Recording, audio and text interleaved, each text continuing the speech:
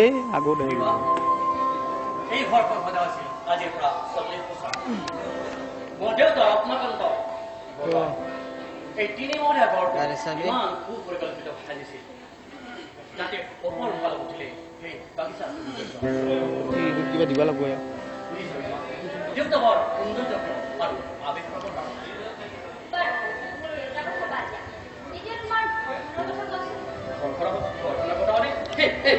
তুমি দেখিছাই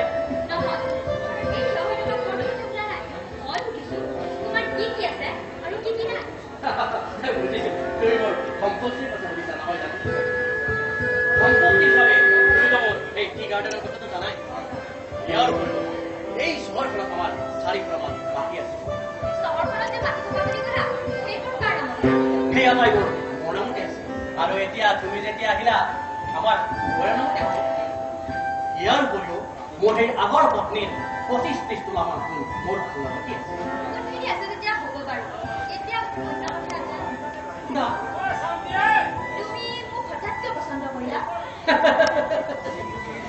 সেই প্ৰশ্নৰ উত্তৰ দিয়াটো ইমান সহজ নহয় তথাপি তুমি এটা কথা জানিব মোৰ বয়স হ'ল মই কিন্তু বয়স পাবলৈ নাপাম আৰু তুমিও মোৰ ক্ষেত্ৰত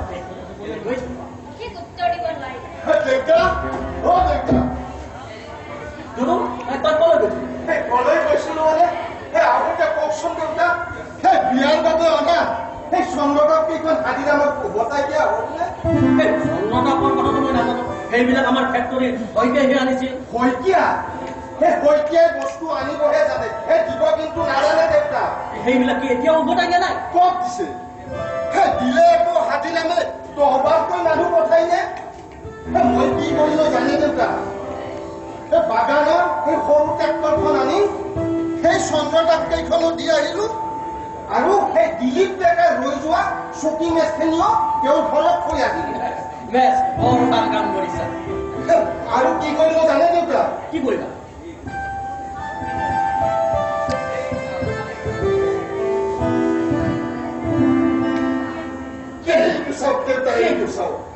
চোলা মইনা দেউতা মইনা মইনাৰ নতুন চোলা দেউতা সেই মইনাৰ নতুন চোলা তেওঁৰ বাবে চোলা নানি মই কি পাৰিছনে সেই নখেৰে আচুৰি একেবাৰে গাটো বখলাই পেলাইছে সেই নতুন চোলাবলৈ এটা আনি নিদিলে তেওঁ মোক একেবাৰে মাৰিয়ে পেলাব সেইকাৰণে দেউতা আইৰো বাৰ্তা সেই গংগাৰো যাত্ৰা মইনা মইনা মানে আপুনি মইনাক নাজানে আইদেউ তাৰমানে মইনাক আপুনি দেখাই নাই এই ঘৰখনলৈ আহি এই ঘৰখনত মোৰ সম্পত্তিকে আপুনি দেখা নাই মইনা মইনা মইনা এই মাত্ৰ বাহিৰলৈ ওলাই গৈছে হয় নেকি ৰ'ব আইদেউ ৰ'ব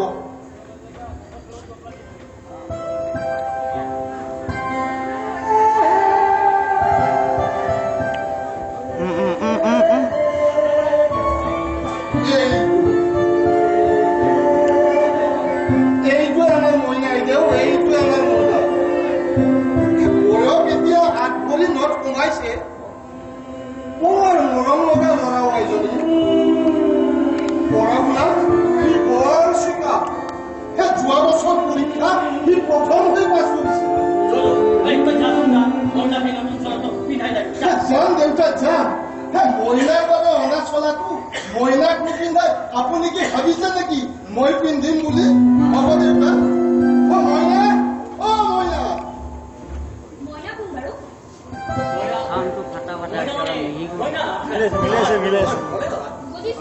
মইনা কাৰ দেউতা দেউতা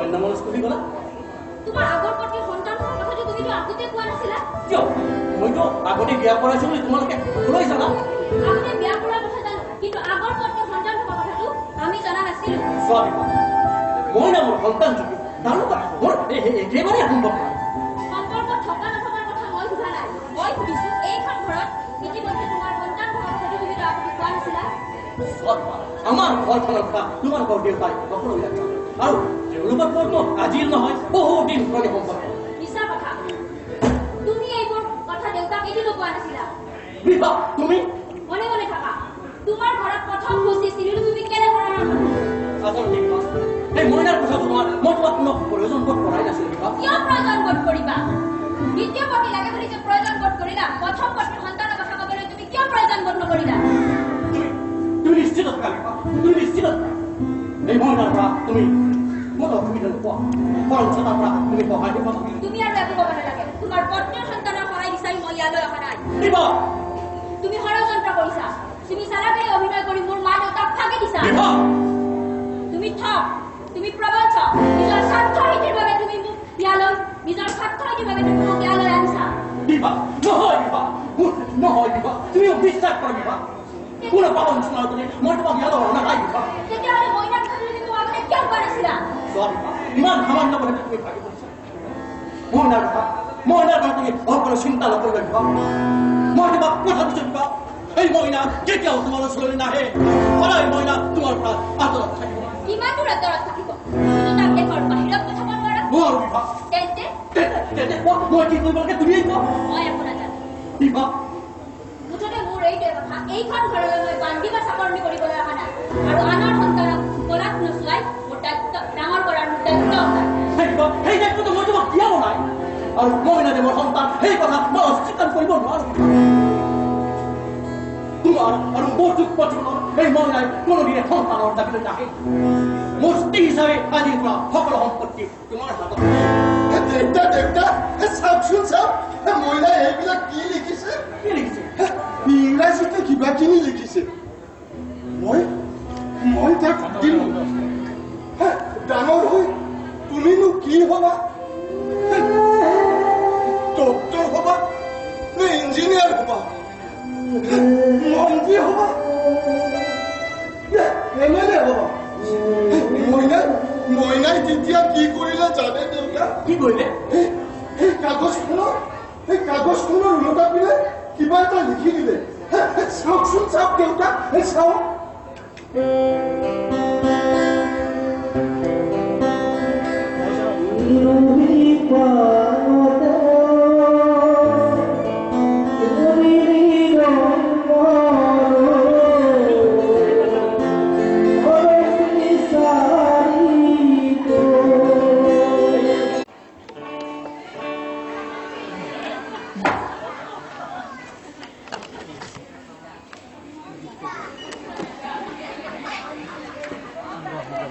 মৃত্যুর দিকে দাও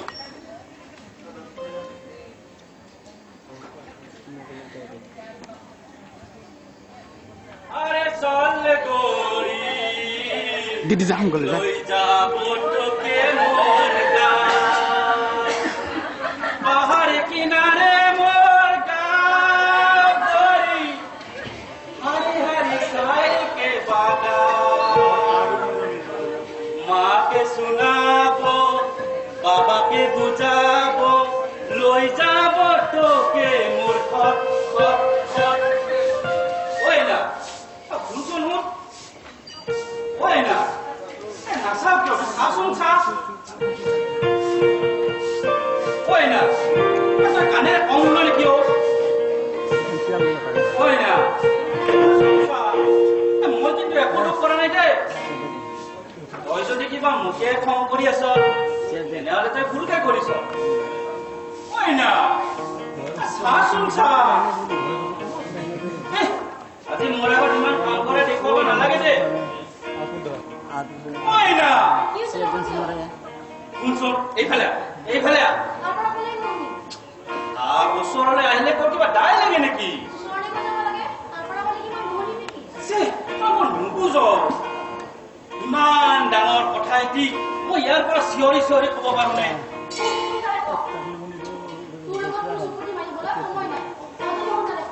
অচোন ৰ খং কৰিছ মই তোক কিয় মাতিছো জান ঐ না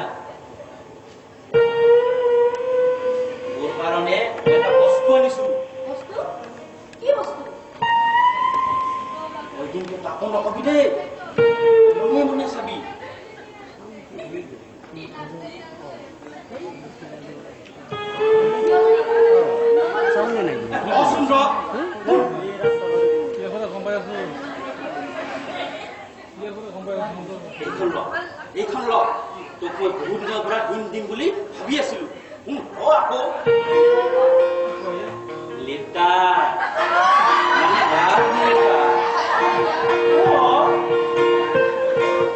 ওটা বুঝা না মানে আই লাভাৰ মানে তোক মই যিমান ভাল পাওঁ এইখনৰ প্ৰেম পত্ৰ সেইবিলাকৰ হিচাপ নিকাচ এইখনতে আছে তেৰিকা তই মোক বৰ ইনচাল্ট কৰ তোৰ কাৰণে মই কি কৰা নাই কচোন ক দিনে ৰাতিয়ে মই যি খাওঁ তোকচোন আধা ভাগ দিয়েই থাকো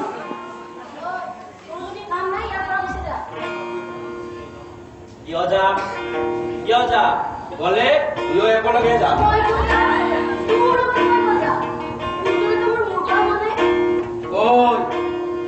তাৰ মানে বুজিলো তই তাৰ মানে মোৰ লগত নবহ মেৰেজ বুজা নাই মানে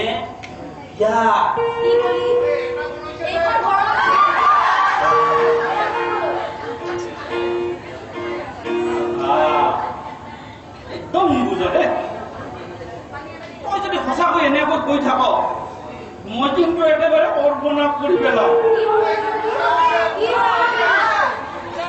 সুইচাইড কৰি পেলাম জীয়াই নাথাকো বৰ বেয়া ধৰণে মৰি যাম ৰেলগাড়ী মটৰ গাড়ী নদীত পৰি পুখুৰীত পৰি বিষ খাই ফাঁচি লগাই ক'ত মোৰ ঠিক নাই মৰি যা অকলে মই কিহৰ গৰজত মৰিলে আমি দিলে সঁচাকে মৰিম না মোৰ গৰম হলেও তয়েই ঠাণ্ডা কৰিব লাগিব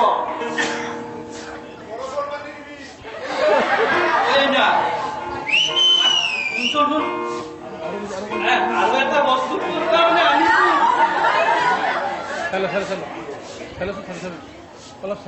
গৰম দিলি চেনে দিলি তই 16 বছৰত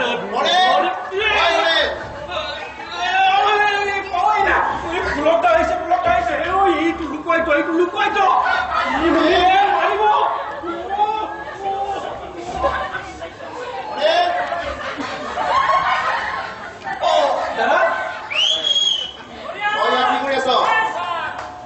মানে দেখিছে নহয় কথাটো ইমান লেতেৰা আছে মোৰ বাবুটি মিষ্টি কৰি নাই বাবুটিটো ধোৱাই নাই এতিয়া চাকৰি দিলে কেতিয়াও ওলাব যেতিয়া যি ঘৰ ঠিক কোনে কৰি যাবি নহলে এই ঘৰ এৰি আন ঠাইলৈ গুচি যাবি যা ইয়াৰ পৰা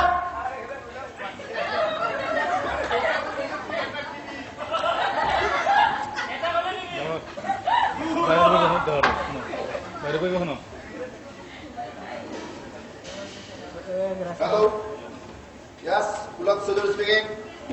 আছো হয় ভিন্ন কৰি আছে বাইদেউ আছে কি ক'লে ভাই কৰি কি ভাল বাৰু আপুনি আহিলেতো কথাই নাই তেতিয়া আমাৰ কোনো চিন্তাই নাথাকিব ভাল বাৰু আপুনি আহকচোন ৰাখিছো মেনেজাৰ বাবু মোক মাতিছিল তুমি কালি মাতিছিলো কিয় অহা নাছিলি যোৱাকালি মোৰ বেমাৰ আছিল সেইবাবে এইবাবে তই শুই আছিলি নহয় মোৰ বেমাৰ আছিল শুন এইবোৰ ভাঙি যায় নহ'ব বুজিছ যি সুধিম সঠিক উত্তৰ দিবি হয় কওক এতিয়া ক আমাৰ বাগানৰ মাটিত তই কাৰ হুকুমত ভৰা দিছ সেই ঘৰটো মোৰ বাবে সজা নাই মালিক দেউতা তেনে সেই ঘৰ কাৰ কাৰণে চব আমাৰ সেই অঞ্চলটো যথেষ্ট পিছপৰা খেতিয়ক আৰু বাগানৰ ল'ৰা ছোৱালীৰ শিক্ষা দীক্ষাৰ কোনো ব্যৱস্থা নাই আৰু তেওঁলোকক শিক্ষা দিয়াৰ কাৰণে তাৰ এখন মই স্কুল পাতিছো শ্ৰমিক মজদুৰৰ ল'ৰা ছোৱালীৰ কথা ভবাৰ দায়িত্ব তহঁতৰ নে আমাৰ আচলতে সেই দায়িত্বটো আপোনালোকৰে আছিল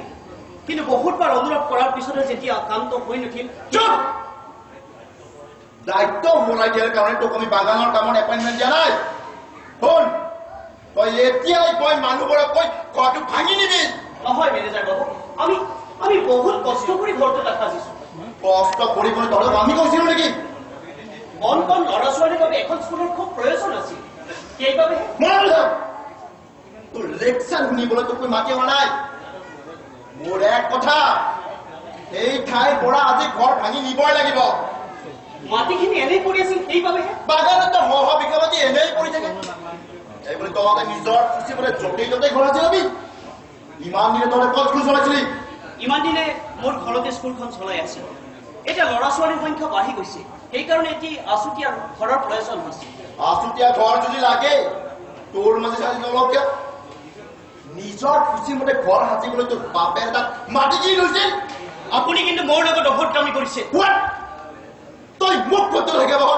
তই মোক ক'ত লাগে বাবা? অলপ কি হৈছে আপোনাক? চাওঁ পিন্ধো চাওঁ, ই অক্ষয় নিজৰ খুচি মতে আমাৰ বাগানৰ মাটি ঘৰ দিছে আৰু কথাষাৰ শুধতি মোক ভদ্ৰতাৰ শিক্ষা দিয়ে। কথাষাৰ হয় শুনিছো সদা মালিকে আজিৰ ভিতৰত তহঁতে ঘৰটো তাৰ পৰা ভাঙিম। আমাৰ এতিয়া মহৎ উদ্দেশ্যত কলিতে মৰম হিচাপে নিদিব মালিক দেউতা। মই আপোনাক অনুৰোধ কৰিছো, কিন্তু মোৰ মাটি বিনা অনুমতি তাক ঘৰ সদাটো মই একেবাৰে পচন্দ কৰা নাই। দেউতা মইনা মইনা তই ইয়াতে কিয় আহিছ? মইনা তোক কি লাগে? মাৰ ফটোখনত মই ফুল দিম দেউতা।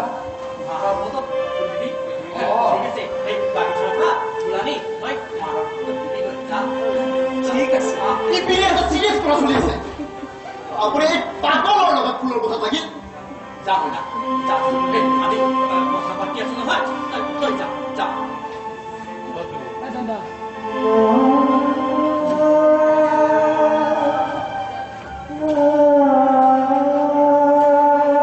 বাগানলৈ গ'লে সৰু মালিকে মোক মাৰিব দেউতা। আমাৰ এটা মই চন্দনক বুজাই কম নহয়, তুমি ক'বা। যা যা যা। কালিৰ ভিতৰত তহঁতে আমাৰ ঘৰটো বুজাই দিবি। কিন্তু মালিক দেউতা থৈ লবি নহয়, মোৰ নিজৰ মাটিত তহঁতক ঘৰ সাজিবলৈ মই অনুমতি দিব নোৱাৰো। যা এতিয়া মোক মানে কি চাই আছ? ঘৰ ভাঙি যা মাটি তাক ধমকাই দে। মামা সদায় বাগিচাত সোমাই ফুল ছিঙিবলৈ কোনে দিছে? মই দিছিলো। কিয়? আপুনি দিছে। গোটেইবোৰ ফুল ছিঙি নোহোৱা কৰিলে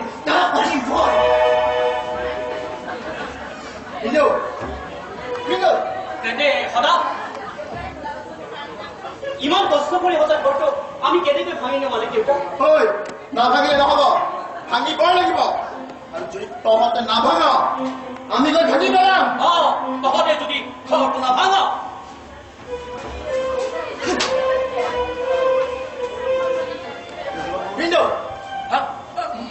মই কি কৰি আছিলো? ইহঁতে যদি ঘৰ নাভাঙে আপুনি কি কৰিব? ইহঁতে যদি ঘৰটো নাভাঙে মই হাতী নাপাই ঘৰ ভাঙি দিম। ঘৰ ভাঙিবলৈ আপোনালোকৰ কিমান হাতী আছে? কি কলি 10টা হাতীয়ে ভাঙিব বিচৰা ঘৰটো 1000 মানুহে বুকু পাতি ৰক্ষা কৰিব পাৰে। দেখিলে দেখিলে কি আমাক ঠেলা চলে। ঘৰ ৰক্ষা কৰিবলৈ তহঁতৰ কিমান মানুহ আছে? ঘৰ ভাঙিবলৈ আপোনালোকৰ কিমান হাতী আছে? ঠিক আছে, মই আজি এটা লৈ যাওঁ। মোৰ বন্দুকটো লৈ চাওঁ কিমান মানুহে তহঁতৰ এই ঘৰখন ৰক্ষা কৰিবলৈ আহে। তহঁতৰ যা তহঁত পইচা নিব পাৰা সেই মানুহৰ আমি সিহঁতৰ নিজৰ উদম কৰি ওলাই দিবলৈ মই চাম তহঁতৰ শক্তিৰ পৰিচয়। যা এতিয়া প্ৰত্যেককে বুকু ফিল্টা ইয়াক কৰি আহিব লাগিব। যা। আপোনালোক ডাঙৰ মানুহ, আপোনালোকৰ বন্দুক আছে আৰু আমাৰ কি আছে জানে?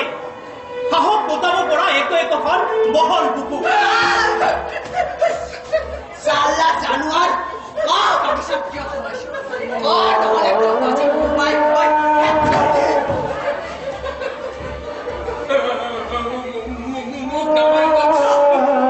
বাগিচাত সোমাবলৈ তোৰ কি অধিকাৰ আছে? কিয় সোমাইছে?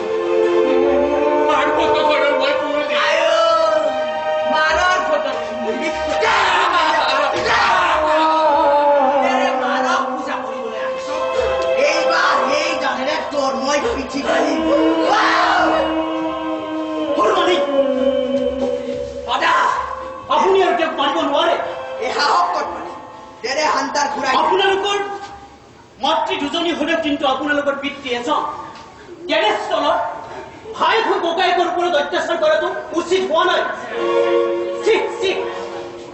মোৰ কামৰ কৈফিয়ত ল'বলৈ তই কোন একে মানুহ হৈ মানুহৰ ওপৰত ইমান অত্যাচাৰ কৰা দেখিলে আমাৰ দেহৰ তেজবোৰ গৰম হৈ আহে কি কৰিম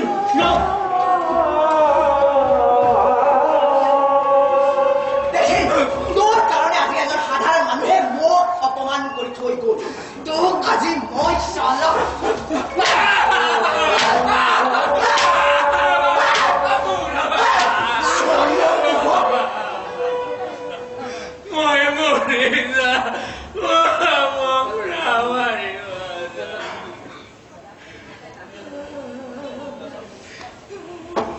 অত্যাচাৰ বহুত হল এইবৰি দেখি বুলি সেইখন ঘৰত মোৰ আৰু থাকিবলৈ ইচ্ছা নোহোৱা হৈছে যদি গুচি নাযাওঁ কিয় আজি আজি দুপুৰি বছৰে এইখন ঘৰত কটালো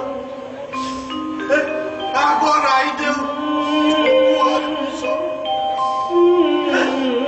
মৰিলে তুলি ডাঙৰ দীঘল কৰি আৰু তাৰ পিছত তোমাকো তুলি ডাঙৰ মোক ডাঙৰ কৰা বাবদ তোক দৰমহা দিয়া দৰমহাৰ বাবে তোমালোকক মই পলাই বকচাই লৈ ডাঙৰ দীঘল কৰা নাছিলো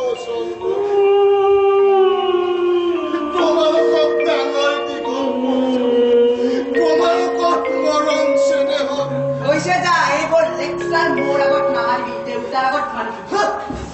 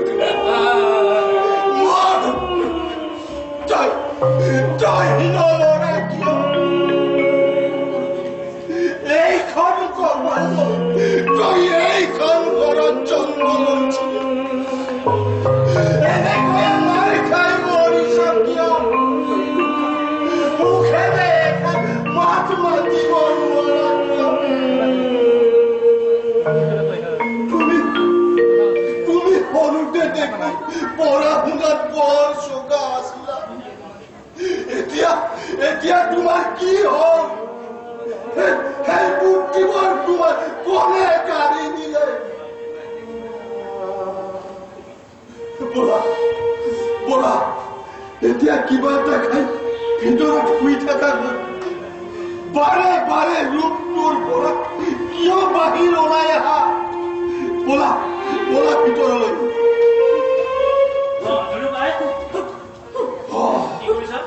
ডক্টৰ বাবু কি কৰিম আৰু সেই মহিলাৰ কথা ভাবি ভাবি মোৰ একেবাৰে মূৰটো গৰম হৈ যায়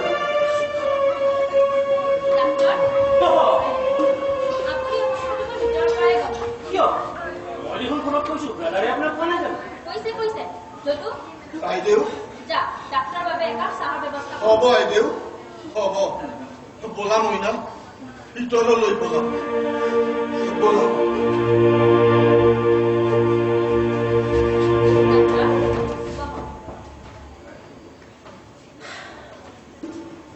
কওকচোন আপোনাৰ খবৰ মইনা এই মাত্ৰ কান্দি কান্দি যোৱা যেন পালো কি তেনেকৈ আৰু কি চিৰদিন তেনেকৈ থকাতে মই বিচাৰো আপুনি নিশ্চিত থাকক আপুনি এনেকুৱা ইনজেকশ্যন পুছ কৰিছে সি আৰু কেতিয়াও সুস্থ হৈ নুঠে জীৱনত এটা ডাঙৰ ভুল তাৰমানে কোন বাটেদি আহি হঠাৎ যেন কেনেদৰে কিয় মই জনাত দেখোন আপুনি সকলোখিনি পাইছে আৰু মনে বিচৰাখিনিতো সকলো উপভোগ কৰিব পাৰিয়েই আছে। Good morning uncle. Morning morning. মামা আৰু মই অলপ বাগানৰ পৰা মানে আমাৰ বাগানৰ মাটিত কিছুমান মানুহে ঘৰ সাজিছে। ইয়াতে বহুত বাৰ পছন্দ নুশুনে। সেইকাৰণে হিচাপটো অলপ ফাইনেল কৰি মা আহিছো। বলক আহিছো। আংকল আপোনাক মাতিবলৈ পাহৰি গৈছে। নালাগে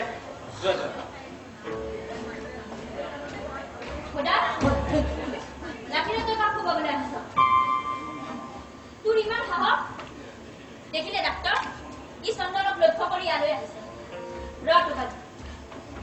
চন্দন এইফালে আজি কেইদিনমানৰ পৰা ইয়াৰ চাল চলন কিছু সলনি হৈছে।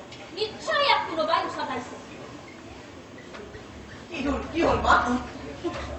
চা তই যোৱাৰ লগে লগে ইলাখিলৈ ওলাই আহিছে তোক মাৰিবলৈ। আৰে তোৰ ইমান সাহস? লাঠি লৈ তই মোক কোবাবলৈ আহিছ? সাহসচোন তোৰ কম নহয়। মোক মাৰিবি?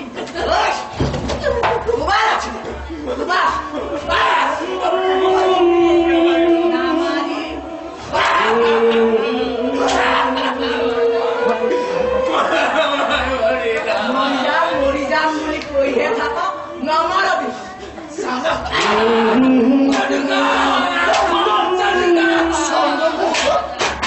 দেখিলা দেউতা, তোমাৰ কাৰণে আজি এইবোৰ হবলৈ পাইছে। সি মোক লাঠিৰে কোবাবলৈ আহিছিল। মায়ে দেখিহে মোক মাতিলে। চন্দন বাবা, মই নাই তোমাক মাৰিবলৈ অহা নাছিলো বাবা। ভিতৰত এটা সাপ ওলাইছিল। মই মাৰিবলৈ বিচৰা সেই মইনাই লাঠিডাল লৈ বাহিৰলৈ ওলাই আহিছিল।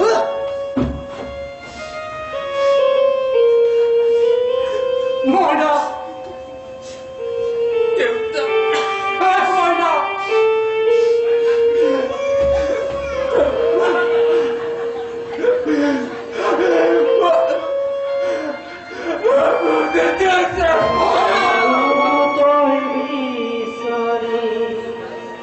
আজি কি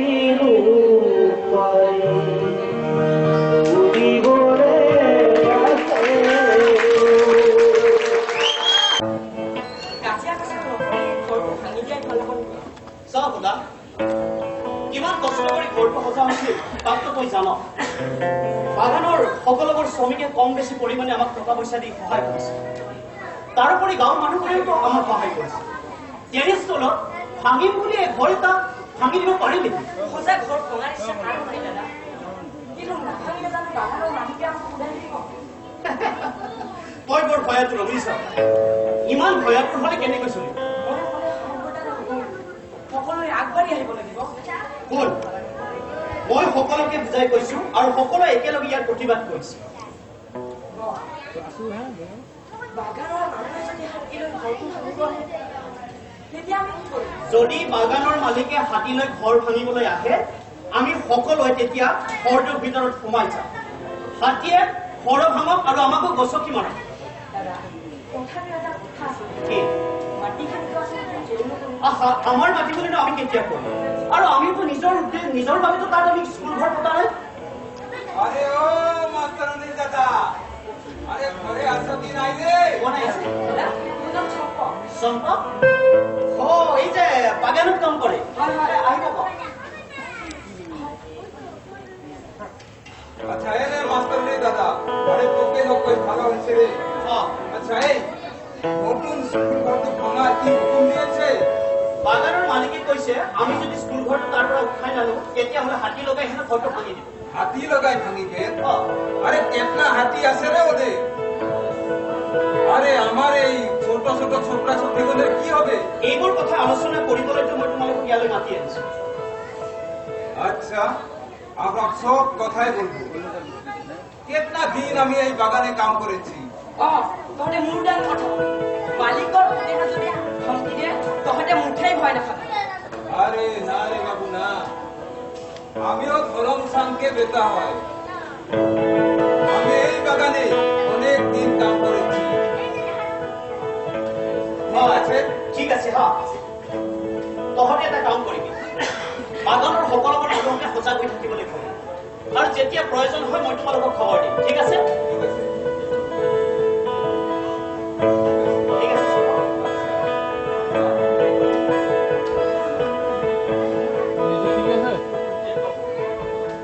বাবু আরো কিন্তু একটা সাংঘাতিক কথা হয়েছে কি এই যে মালিকের ছোকরাটা আছে কি নাম আছে তার তার নাম সুন্দর ছন্দন কি ওর হারামি আদমি আছে রে এই গাউরের শক্তিকে ওর খারাপ ব্যবহার করে দিদিনা ওই যে সম্পাদনের বেটি কি নাম আছে তাই মেনকা মেনকারে হাতে ধরে ওর খারাপ বাদ করছি আমি কিন্তু ওকে ছাড়বো না কি কইছি তোকে বড় ভালো লাগে রে আমি কিন্তু ওকে ছাড়বো না আচ্ছা ঠিক আছে যা বলা তহঁতে খা মই আহিছো আচ্ছা আৰু এটা কথা যদি মালিকৰ মানুহে মোক বিচাৰি আহে মই কলৈ গৈছো ক'ব নালাগে ঠিক আছে মই আহিছো ঠিক আছে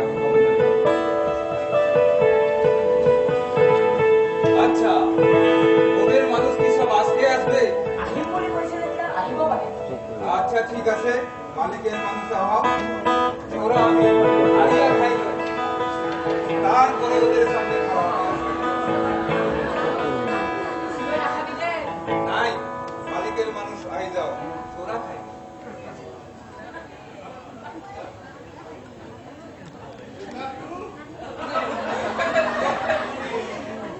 আজকে আহক মালিকের মানুষ ওদের সামনে আমি খারাপ হয়ে বলবো এই বাগানের ছোকরা ছোকরি কি হবে লেখাপড়া কি নাই শিখবে আদিকার যদি ঠিক জবাব না পায় তাহলে আমিও এই বাগানের মালিকের মানুষকে ছাড়বো না রে বাবু আমিও বাগানের মানুষকে ছাড়বে না আমিও ধরম সানকে বেটা হয় এই কথা আমি তোমাকে বয়ে গেলাম মনে থাকবো তো ঠিক আছে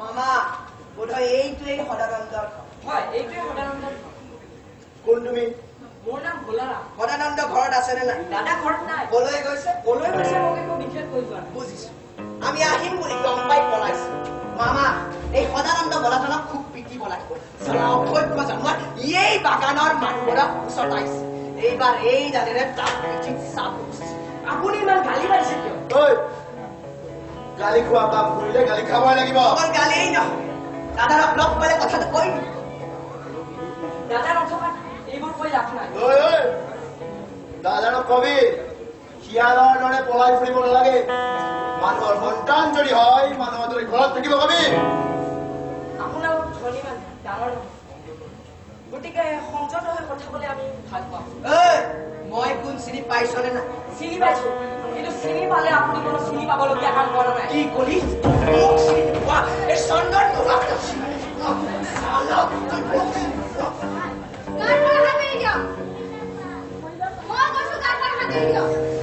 তই কোন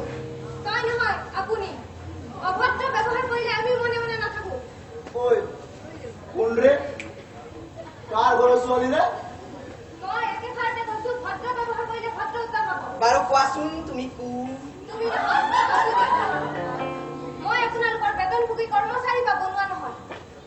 আচ্ছা এতিয়া সুধিছো কওকচোন আপোনাৰ পৰিচয় মোৰ নাম গংগা সদানন্দ চৌধুৰী মোৰ আপন ককাইদেউ আৰু ই ভোলা আমাৰ ওচৰৰ সম্পৰ্কীয় ভাই বাইদেউ এবাৰ বি এ পাছ কৰিছে বুজিছে ভোলা যাচোন ককাইদেউ ক'ৰবাত বিচাৰি পোৱা নাই চাওঁ ঠিক আছে বাইদেউ আপুনি বিএ পাছ কৰিছে হয় এই পাছ কৰি মই ঘৰতে বহি আছো এইটো বহুত গৰম হ'ব লাগে আৰু বাগানৰ সৰু সৰু ল'ৰা-ছোৱালীক আমাৰ এই ঘৰতে শিক্ষা দান কৰি আছে এতিয়া ল'ৰা-ছোৱালীৰ সংখ্যা বাঢ়ি গ'ল সেইকাৰণে ককাইদেউহঁতে বৰ কষ্টেৰে এই স্কুলঘৰ নিৰ্মাণ কৰি দিয়ে হৈছে বুজিছো কিন্তু সেই স্কুল ঘৰটো যে সজা হৈছে সেইটো কাৰ মাটিত সজা হৈছে গম পাইছো নে সেই মাটি মানুহৰ মই সুধিছো সেই মাটিৰ স্বত্বাধিকাৰী কোন এইখন মানুহৰ পৃথিৱী মানুহৰ চাহিদা অনুযায়ী মানুহে ইয়াত ঘৰ সাজে কিন্তু মাটিৰ মালিক ক'ত কাৰ নামৰ সেই মাটি আছে মালিকক কথাটো সোধা হৈছিল নে নাই কাৰোবাৰ আলমাৰীত থকা এখন কাগজৰ দলিলৰ দ্বাৰা সেই মাটিৰ মালিক নুবুজায় তাৰমানে সেই মাটি আমাৰ নহয় নহয়। তেন্তে কাৰ সেই মাটিৰ ৰাইজৰ চন্দন মই যি বুজিলো এই স্কুল ঘৰ সজা কামটো এইজনে ঘৰৰ পৰা লিডাৰগিৰি কৰি আছে তাই কথাৰ বাহাদুৰি চোৱা সেই নগৰীয়া মই নিজৰ ঘৰত থাকি নিজৰ ঘৰত কথা কৈছো আপুনি কাৰ ঘৰত থাকি কাৰ ঘৰত কথা কৈছে অকৃত্য চলি আপুনি ভয় কৰা ছোৱালীয়ে গংগা নহয় গংগা তই কাৰ আগত কথা কৈছ গম পাইছনে নাই এইজন মোৰ মামা হয় মোৰ মামা তোৰ মামা হয় তোৰ সন্মান কৰিবি মোৰ কি হৈ যায় বুজিছো সাধাৰণ অকণমান শিক্ষালৈ তোৰ অহংকাৰ বাঢ়ি গৈছে নহয় তোৰ এই অহংকাৰী খানদাৰক বাচ্চান গান হৈ যাব মাৰচোন চাওক এবাৰ গান হাত দি চাওক চন্দন ব'লা দেৰি কৰি লাভ নাই পুলিচ আহি ইহঁতক ঠাণ্ডা কৰিব লাগিব কাক পুলিচৰ ভয় দেখুৱাইছে বাহিৰ হৈ যাবি ইয়াৰ পৰা You stop it! I say get out! চন্দন ব'লা বাহিৰে বাহিৰে পুলিচ ষ্টেচনলৈ যাম ব'লা ব'লা ঠিক আছে See you again.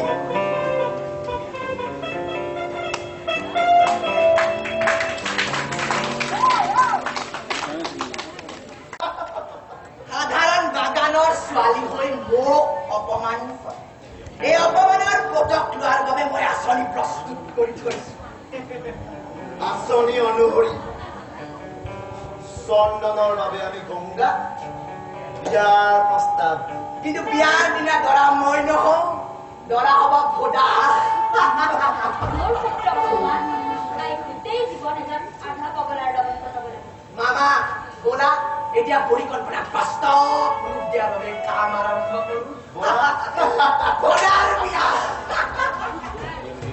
বুজিছো ডাক্তৰ এই গোটেই কামটো পৰিকল্পনা চন্দন আৰু ফুলক কিন্তু তেওঁলোকক কথাটো সুধি চোৱা হৈছে নেকি সুধিলেই যেনিবা তেওঁলোকে জানো সন্মত হ'ব বুদ্ধি কৌশল কৰি যিকোনো সন্মতেৰে সম্ভৱ কৰাব লাগিব তেনেহ'লে আজি এই কথাটো সাকাম কৰা হ'ল নে কি কয় আজিয়ে মাতিব বিবাহ বিবাহ এই আহিল নে নাই অহা কিয় হয় কিয় নাই অহা বুলি যে মোক সুধিছে মই কিবা সদায়ৰ ঘৰৰ মানুহ নেকি গুৰুৱা গা ভালেই আছে নহয় গা ভালেই আছে মাজে মাজে প্ৰেচাৰটো অলপ দিগদাৰ কিয় মই যে টেবলেট খাই থকা নাই নেকি টেবলেট কেইটা খাই আছে ডাক্তৰ আপুনি ভিতৰলৈ ঠিক আছে বৰুৱা ঠিক আছে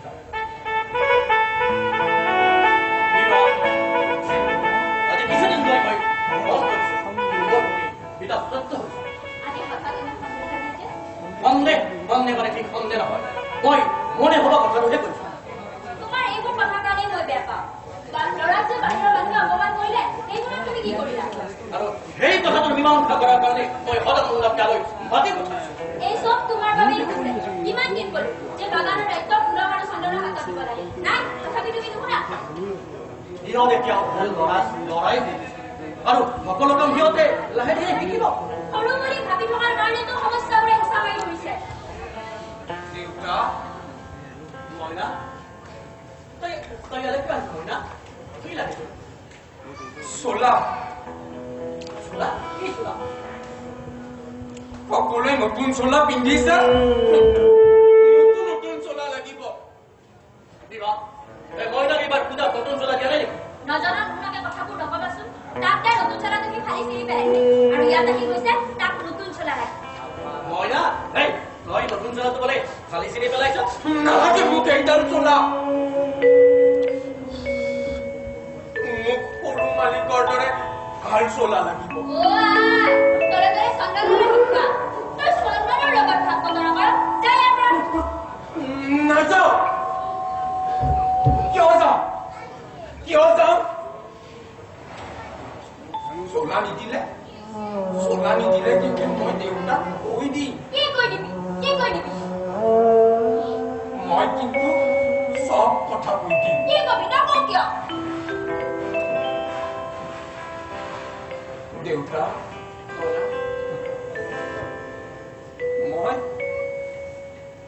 মই ভাল চোলা পিন্ধিব নালাগে নেকি দেউতা মই ভাল ভাত খাব নাপায় নেকি দেউতা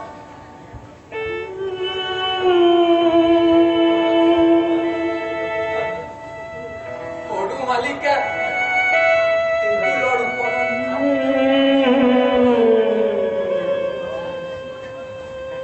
মাছ খাই গাখীৰ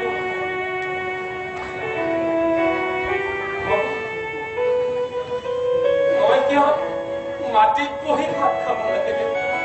শুনিলা তোমাৰ ধুনাধৰ ল'ৰাৰ কথা? কিয় আজি ৰাতিপুৱা চন্দনে তাৰ আধা ভাগৰ গাখীৰ খাব দিয়া নাছিল? ক'ত দিছে?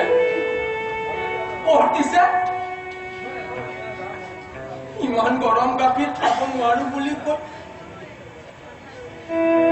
এই দুখন মোৰ পিঠিত ঢালি দিছে। নিচা তোমাৰ লগত আৰু খাই নাপায় নহয়।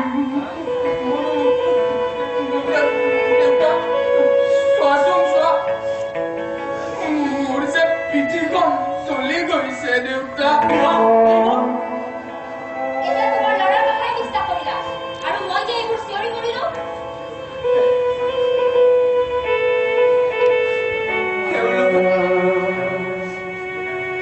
তেওঁলোকে মোক মুখাই দেখিব নোৱাৰে দেউতা।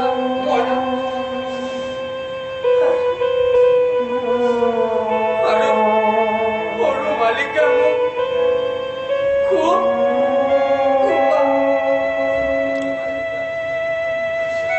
মোক কিয় মাৰে দেউতা?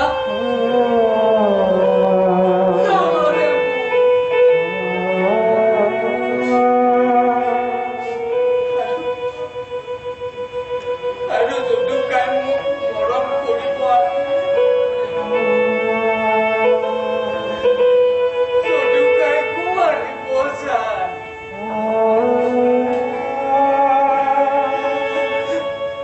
এনেকৈ মাৰি থাকিলে মই মৰি যাম দেউতা। দেউতা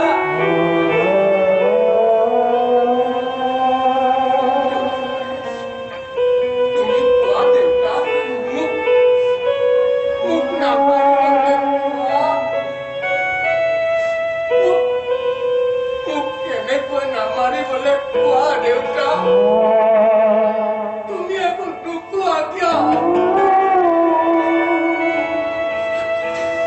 তুমি মোৰ দেউতা নহয়।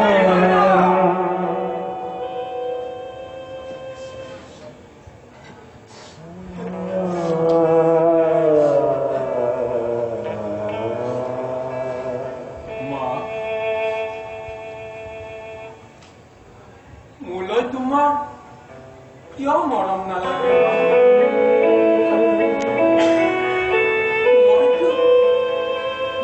মইতো একো দুখ নকৰিলো।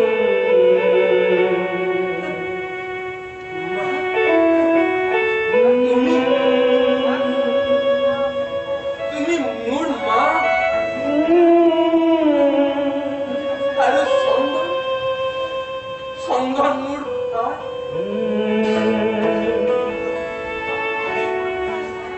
দেউতা। চন্দনক মই ভাইটি বুলি মাতিলে সি মোক খুব কবাৰ। যাওঁ তই পিছত আহিবি। যাওঁ যাওঁ।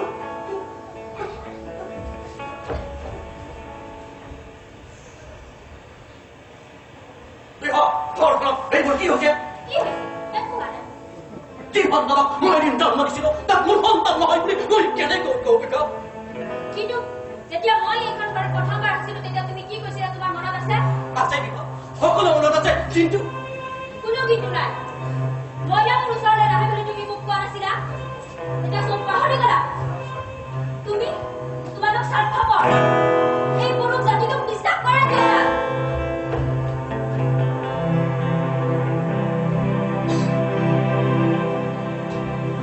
মানে দেউতা সদা মোক মাতি পঠিয়াইছে। মাতি পঠিয়াইছে।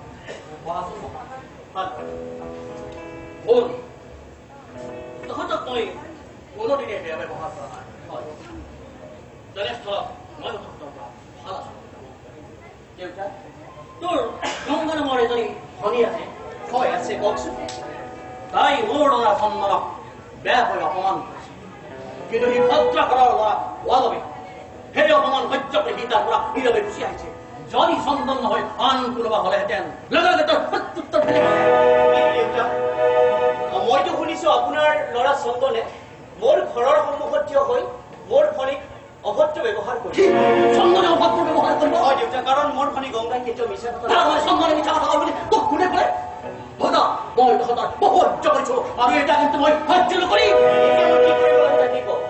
তই যদি ভাল বিচাৰ তেতিয়াহ'লে তোৰ ভনী গংগা ইয়ালৈ মাতি আনি চন্দনক পৰিচয় নালাগে নালাগে, গংগা ইয়ালৈ ৰাখিব নালাগে, আমি নিজে গৈ তাইক লৈ আহিম। যিজনী গংগাই বিনা সম্পত্তি এজন পুৰুষক প্ৰশ্নৰ উত্তৰ দিব পাৰে সেইজনী গংগাক আমাৰ চন্দনে মনে প্ৰাণে মোৰো তেনেকুৱা এজনী ছোৱালীক পুত্ৰ বোৱাৰী কৰাৰ ইচ্ছা। উচিত কথাকেই কৈছো। কিন্তু বিভা তুমি এই প্ৰস্তাৱ কেনেকৈ দিলা নহয়? মইতো একেবাৰে আচৰিত। এইবোৰ কথা মানুহে কি কব? মানুহে ভবা নভবাৰ ওপৰত নিৰ্ভৰ কৰি আমি কোনো কাম নকৰো। গংগা এজনী উচ্চ শিক্ষিত ছোৱালী আৰু দেখাতো ভাল, গতিকে তাইকে আমি পচন্দ কৰিছো। আপোনালোকে মোক কিয় ইমান ঠাট্টা বিদ্ৰোহ কৰিছে? নাই নাই, সেইবোৰ আমি ভবা নাই। নহয় আইদেউ, মইতো ব্যক্তিগত কাৰণত আপোনালোকক টান কথা শুনোৱা নাছিলো। সেইবাবেইতো মই আপোনালোকৰ লগত সম্পৰ্ক স্থাপন কৰা কথা আইদেউ বিভা তুমি কথাবোৰ ভাবিছা বিভা? মনে মনে থাকা। মই যি সিদ্ধান্ত লৈছো উচিত সিদ্ধান্তই লৈছো। আইদেউ, মই চাল চিগা দিন দৰিদ্ৰ মানুহ। মোৰ ভনী গংগাই এইখন ঘৰৰ বোৱাৰী হব, সেইবোৰ কথা মই সপোনতো কল্পনা কৰিব নোৱাৰো। ইয়াত ধনী দুখীয়াৰ প্ৰশ্ন নাই, প্ৰশ্ন কেৱল মানৱতা। বিভা এতিয়াও সমস্যা, তুমি কথাবোৰ নতুনকৈ ভাবিছা বিভা? আইদেউ দেউতা, সেই যিবোৰ কথা সপোনতো ভবা নাযায় সেইবোৰ কথা আজি দিঠকত কেনেকৈ পৰিণত হব? এনেবোৰ প্ৰশ্নই মোৰ মনটো উঘল পুঘল লগাইছে। নভবা কথাবোৰ সদায় এনেকৈ ফুটি যায়। মোৰ প্ৰস্তাৱত তোমালোকৰতো কিবা আপত্তি নাই? নাই নাই, আপোনাৰ প্ৰস্তাৱটো নাকচ কৰাৰ সাহসো মোৰ নাই, আৰু ইয়াক গ্ৰহণ কৰিব পৰা সাহসো যে মোৰ নাই। আইদেউ তুমি একো চিন্তা কৰিব নালাগে। আইদেউ এই সপ্তাহতে বিয়াখন শেষ কৰিব লাগিব। টকা পইচা যি লাগে মই দিম। আইদেউ আপুনি কি কয়? মই কি কম? তুমি যি ভাল দেখা তাকে কোৱা। আইদেউ এই সপ্তাহতে বাজি উঠিব আমাৰ ঘৰত বিয়াৰ ঢোল।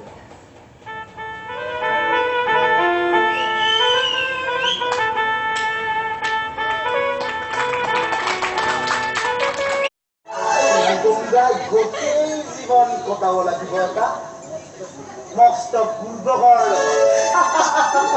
গোটেই জীৱন মোৰ ওচৰত গোলামী কৰিব লাগিব, এই চন্দন বৰুৱাৰ ওচৰত গোলামী।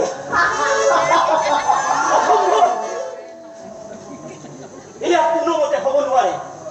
এটা মাধৱ বুলিয়াৰ হাতত মই মোৰ ভনীজনীৰ হাত তুলি দিব নোৱাৰো। কিন্তু বিয়া ঘৰতে হৈ গ'ল। নাই নাই, মই নামানো। তহঁতে চালাকি কৰি মোৰ ভনীজনীৰ জীৱনটো অন্ধকাৰ কৰি দিব বিচাৰিছ। এই বিয়া মই নামানো। এতিয়া নামানো বুলি ক'লেই হ'ব। কন্যা সম্প্ৰদান যে হৈ গ'ল। কোনে কৰিছে সম্প্ৰদান? ইয়াৰ পৰা ওলাই যাওক। কথাবোৰ অলপ লাহে ধীৰে কওকচোন। এইবোৰ সকলোবোৰ জাল যোৱা চুৰি। মই এই বিয়া কেতিয়াও মানি ল'ব নোৱাৰো। আপুনি একো নামানো বুলি ক'লে নহ'ব নহয়। সৌভাগ্যক সাক্ষী কৰি পুৰোহিতৰ বেদৰ মন্ত্ৰ উচ্চাৰণ কৰি দৰা কইনাক মিলন কৰি দিছে। তেনেস্থলত এতিয়া মানি নলওঁ বুলি ক'লে হ'বনে? আপুনি মোক এটা কথা কওক, মোৰ ভনী গংগাৰ বিয়া হোৱা কথা আছিল চন্দন চৌধুৰীৰ লগত, কিন্তু আপোনালোকে দৰা সজাই আনিছে সেই ভোদা মইনা। তেনেস্থলত এই বিয়া মই কেনেকৈ মানি ল'ম? যাৰ লগত প্ৰজাপতিৰ বন্ধন আছে কোনে ৰক্ষা কৰিব? প্ৰজাপতিৰ বন্ধন মিছা, সঁচা হৈছে মানুহৰ সুশান্তি। হৈছে হৈছে, এতিয়া ইয়াত ট্ৰেজেডি ফালি লাভ নাই। দৰা কইনাক হাঁহি মুখে বিদায় দিব লাগে। কি ক'লে? দৰা কইনাক হাঁহি মুখে বিদায় দিব লাগে? এনেকুৱা অন্যায় কাম কৰিবলৈ আপোনালোকৰ বুকুখন এবাৰো কপি নুঠে? আপোনালোক খুব সাংঘাতিক মানুহ। প্ৰতিশোধৰ জালত আপোনালোকে আনৰ জীৱনলৈ অন্ধকাৰ নমাই আনিব পাৰে। গোটেই ৰাইজে গৈ আদালতত সাক্ষী দিয়ক তথাপি এই বিয়া মই মানি নলওঁ এতিয়া তোৰ হাতত যে একো উপায় নাই গংগাৰ বিয়া হৈ গ'ল ভোদাৰ লগত আমি আহিছো ভোদা যাওক যাওক মোৰ সাধাৰণ কথা মোৰ ভনী আপোনালোকৰ তালৈ নাযায় মই যাব নিদিওঁ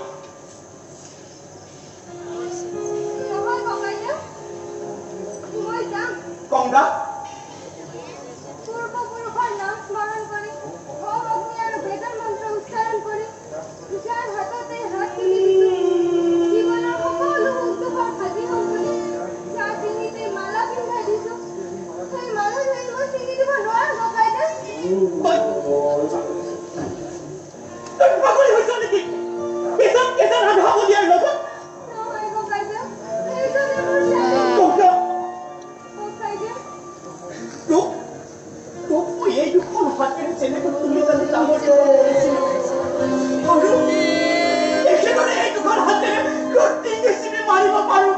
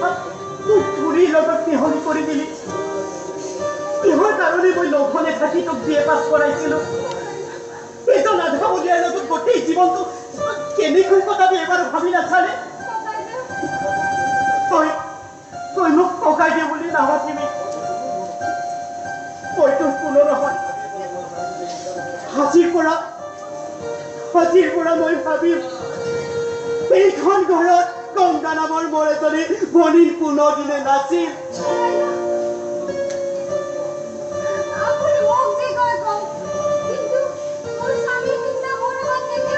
স্বামী এজন আধা পাগলৰ গাড়ী তোৰ ডিঙি দাৰি দিছে তাৰ পিছতো তই কৈছ এইজন তোৰ স্বামী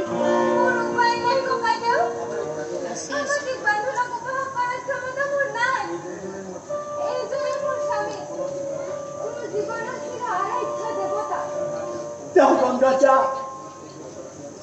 তই তোৰ দেৱতাক লৈ ইয়াৰ পৰা গুচি যা মোৰ ওচৰলৈ আৰু কোনোদিনে নাহিবি আৰু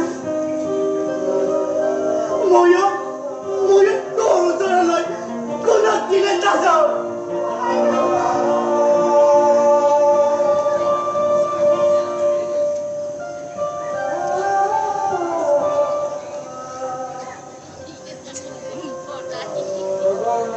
মই যাওঁ ঘৰলৈ পলম কৰিলে সৰু মালিকে মোক মাৰিব চন্দন মোৰ ভাইটি আপোনাৰ ভাইটি আপোনাক মাৰে মাৰে সি মোক খুব মাৰে ইয়াত পলম কৰিলে সি মোক আকৌ মাৰিব মই যাওঁ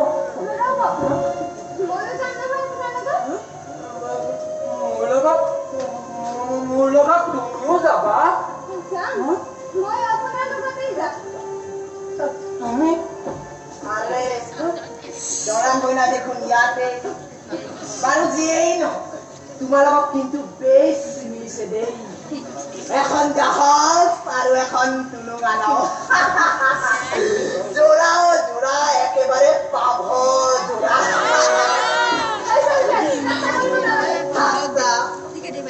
মই পিছে কি কৰিবা তোমাৰ এই দুৰ্ভাগ্য বিয়া হোৱাৰ কথা আছিল মোৰ লগত কিন্তু হলগৈ এই ভোদাৰ লগত তাৰ মানে কি কথাটো জানা চন্দ্ৰলৈ বুলি হাত মেলোতে হাতত জোনাকী পৰুৱাটোহে লাগি আহিলে নিশ্চয় যাওক মইতো ইয়াত থাকিবলৈ অহা নাই মোৰ গাড়ী বাহিৰত গৈ আছে আপুনি যাওক গাড়ী নহ'লেও আমি যাব পাৰিম থাকা তেতিয়া হ'ল ঐ ভদা আচলত ধৰি থাক এৰি নিদিবি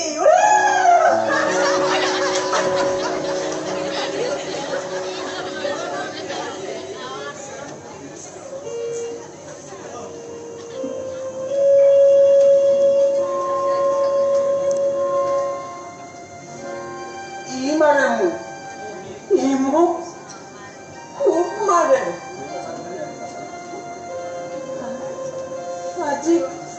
আজি তুমি থকা কাৰণে মোক নামাৰি ঘৰলৈ গ'লে মোক সি খুব মাৰিব তুমি যদি মোৰ লগত থাকা সি মোক মাৰিব নোৱাৰে আপোনাক আৰু কোনেও মাৰিব নোৱাৰে মই মানে আপোনাৰ লগত তুমি সঁচাকে মোৰ লগত থাকিবা সদায় মই আপোনাৰ লগতে তুমি কিন্তু মোক ভাত খুৱাই দিব লাগিব মোক নতুন নতুন চোলাও দিব লাগিব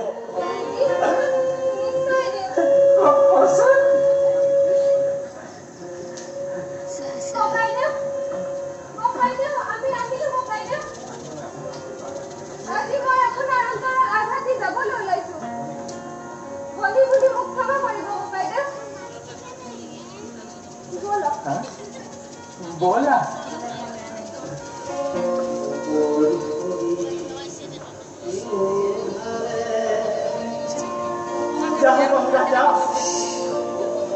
তোক ক্ষমা কৰা নকৰা প্ৰশ্ন অহা নাই তই হাজাৰটা ভুল কৰিলেও মই তোক ক্ষমা কৰি দিম কিন্তু আজি প্ৰশ্ন আহিছে তোৰ জীৱনক লৈ আজি তই যি পথ বাছি ললি এই পথ কান্দনৰ পথ তই উৰি জীৱন কান্দিব লাগিব এয়া মই কেনেকৈ সহ্য কৰিম মই সহ্য কৰিব নোৱাৰো গংগা মই সহ্য কৰিব নোৱাৰো আজি মোৰ বুকুখন দুখত পালি চিৰাচিৰ হৈ গ'ল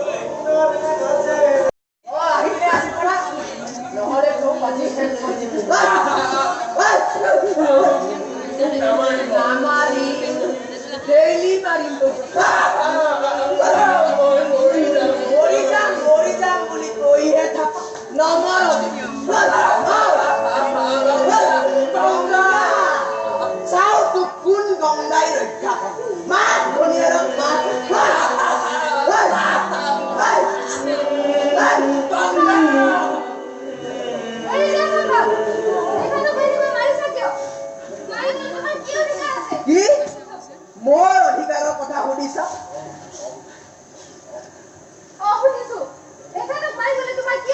আৰু তোমাৰ কি অধিকাৰ আছে মোক বাধা দিবলৈ মা দেখিছা ইহঁতক মই চাই আছো কোনোবা দিনা চাবুকৰ কোবত পিঠি চিৰাচিৰি কৰি দিম মোৰ কিন্তু ধৈৰ্যৰ বান শেষ হৈ গৈছে গংগা তুমি যদি ভাবিছা চন্দন পুলকৰ দৰে তোমাৰ ইয়াত সমান অধিকাৰ আছে তেনেহ'লে তুমি ভুল বুজিছা কাৰণ চন্দন মোৰ ল'ৰা আৰু পুলক মোৰ ভাই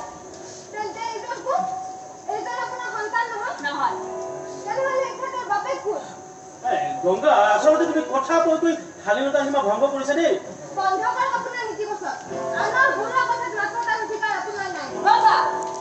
মা মই কিন্তু তাইক চাই আছো কোনোবা দিনা দুয়ো তাকে শেষ কৰি দিম তুমি যদি আমাক কিবা বেয়া পাইছা আৰু ইখন ঘৰত থাকিবলৈ যদি কিবা টান পাইছা তেতিয়াহ'লে তোমাৰ ভোটাবলৈ তুমি ইয়াৰ পৰা ওলাই যোৱা গুচি যা ইয়াৰ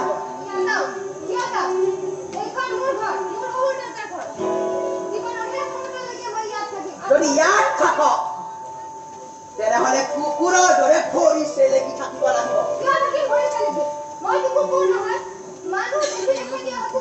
গংগা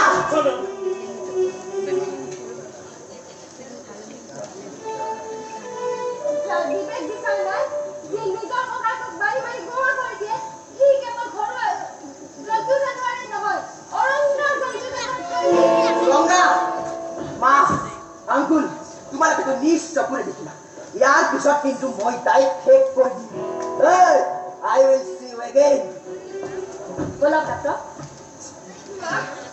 কিয় মাতিছা মোক মা বুলি মোক মাৰ সন্মান তোমালোকে কি দিছা মোৰ ল'ৰাক তুমি কি ব্যৱহাৰ কৰিলা আৰু এই ডাক্তৰক তুমি কি বুলি ক'লা এইবোৰ হৈ যোৱাৰ পাছতো মই তোমাৰ মা হৈ থাকিম বুলি ভাবি লাগে নেকি নামাতিবা মোক মা বুলি ডাক্তৰ বলক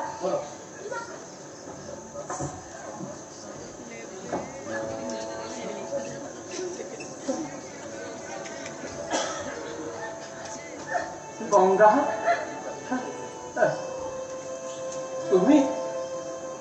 তুমি কান্দিছা কিয় গংগা মইতো একো দুখ কৰা নাই গংগা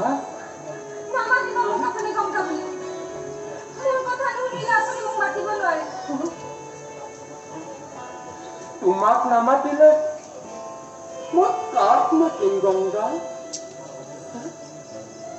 তোমাৰ বাহিৰে মোক যে কোনেও মৰম নকৰে গংগা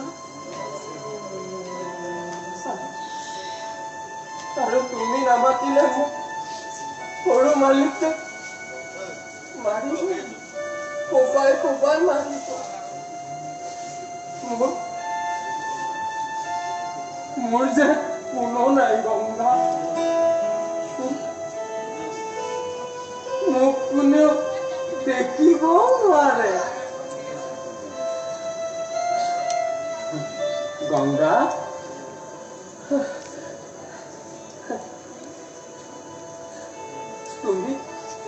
তুমিয়ে মোৰ দেউতা গংগা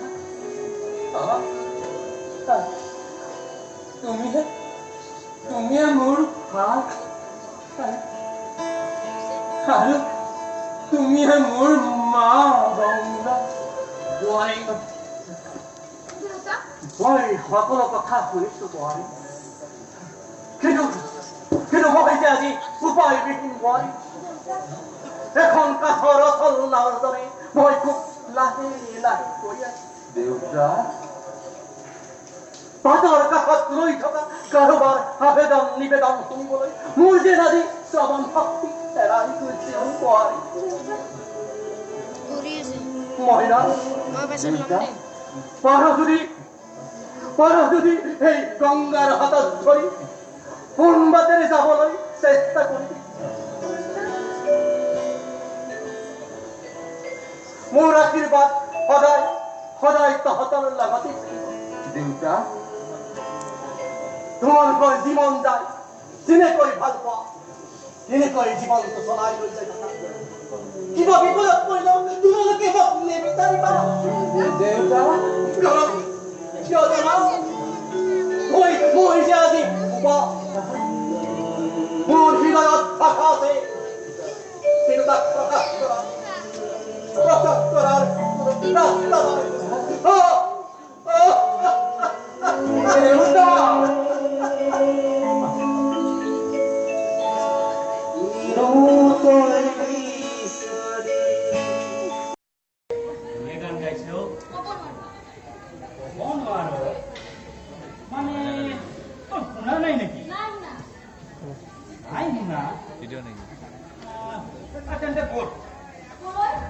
ডাক্তৰৰ তালৈ যাম আৰু আহিম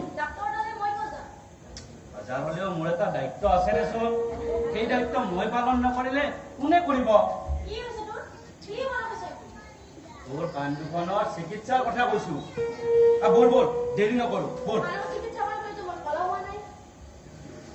যদি তই কলা হোৱাই নাই নবৈ যে ইমান ধুনীয়াকৈ গান গাই আছে তই নুশুনা বুলি কিয় পালি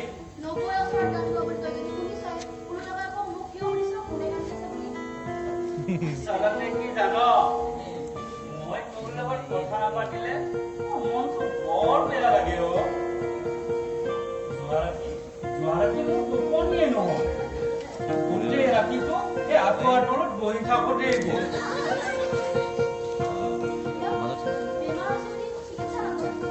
বেমাৰ নহয় আচলতে মই কিবা এটা লিখিছিলো শুনিবি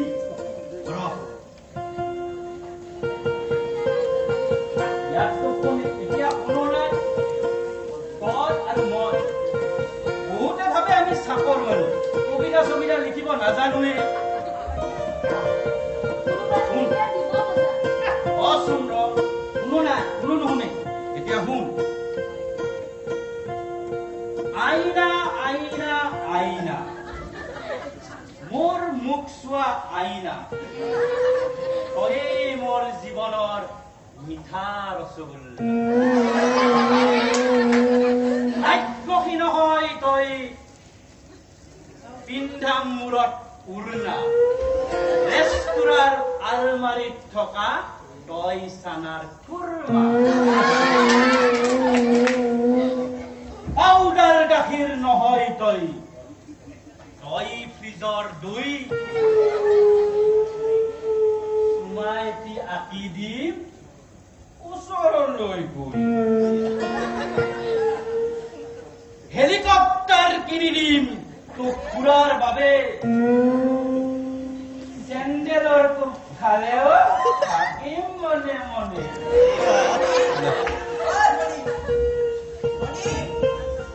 দাইল 4 কিলো পিঁয়াজ 2 কিলো আটা 5 কিলো জেলি এটা বাটাৰ 1 টেমা আৰু ধোবাৰ কাপোৰ এটা পনীৰ তই ইয়াত কি কৰি আছ সৰু মালিক জেলি আৰু কি আছে বাটাৰ জেলি আৰু বাটাৰ সেই কনকদাৰ দোকানত নাপালো নহয় আনিব লাগিব এইবিলাক মোক নকবি য'ৰ পৰা আনি থাকিবি পিছে এই ৰুমটো সোমাই তই কি কৰি আছ মই মানে এই মাত্ৰহে আহিছো কিয় আহিছা মানে এই ওপৰৰ মকৰা জালবোৰ চফা কৰিব লাগিছে এইবোৰ ফাটি দিলে নহব বুজিছা তোৰ কাম এইটো ৰুমত নহয় যা এতিয়া আৰু ভৱিষ্যতে এইটো ৰুমত কেতিয়াও নহবি বুজি পাইছা কি কৈছো তোৰ কাম হ'ল বজাৰ কৰা লাগতিয়াল বস্তু যোগান ধৰা বুজিছা যা এতিয়া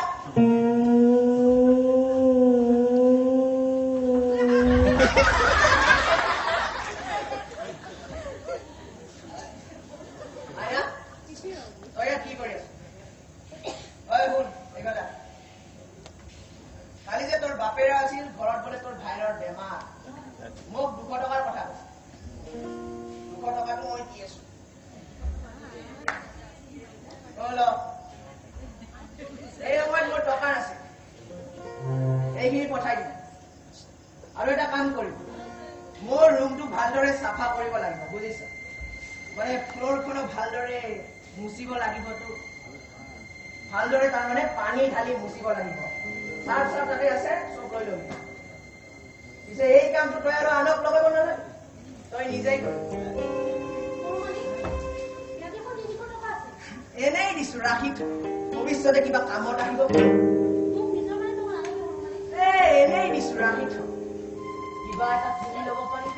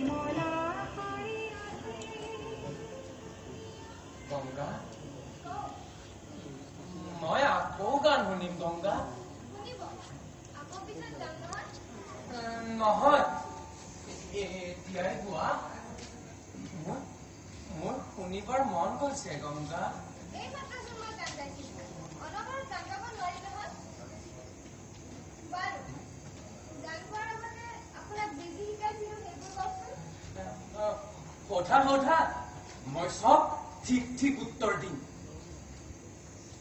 উত্তৰ দিব পাৰিলে মোক কিন্তু গান গাই শুনাবই লাগিব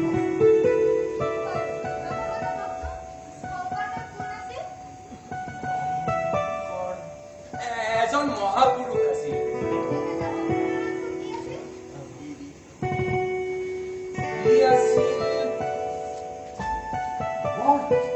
দীঘল নাম আছিল ৰবা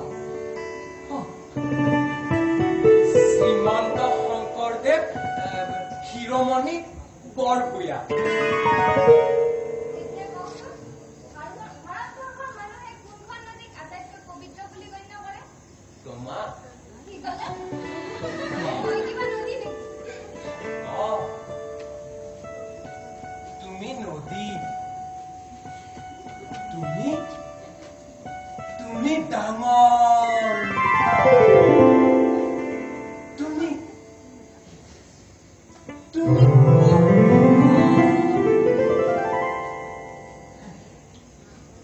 তোমাৰ বুকুৱেদি বৈ যোৱা পানীবোৰ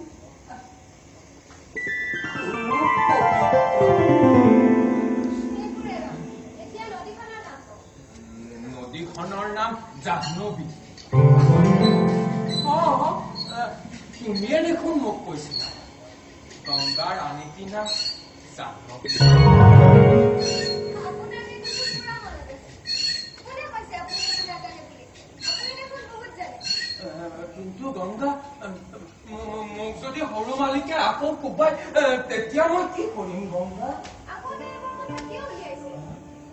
আৰু চন্দনক আপুনি সৰু মালিক বুলি নামাতিব। যিহেতু তেওঁ আপোনাৰ ভাইটি বুলি মাতিব। মোক যদি সি আকৌ কোবাই তেতিয়া তেনেখন কিয় কৰে? আপুনি এতিয়া ভাল মানুহ।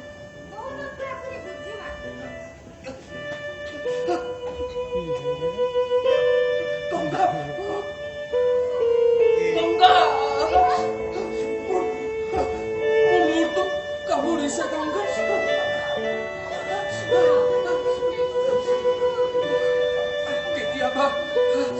কেতিয়াবা কিবা কথা বেছিকৈ চিন্তা কৰিলে মোৰ মূৰটো কামুৰে গংগা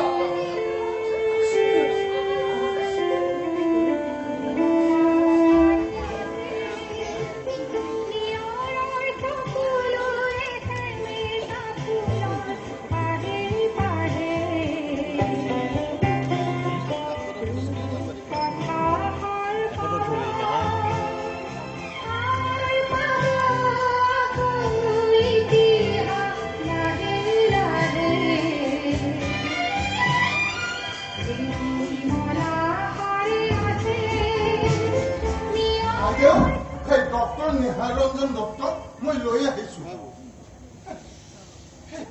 ডক্টৰৰ ঘৰত ইমান যে দিন মই বেমাৰী টান বুলিহে তেওঁক জোৰকৈ লৈ আহিছো। ডক্টৰ আহক আহক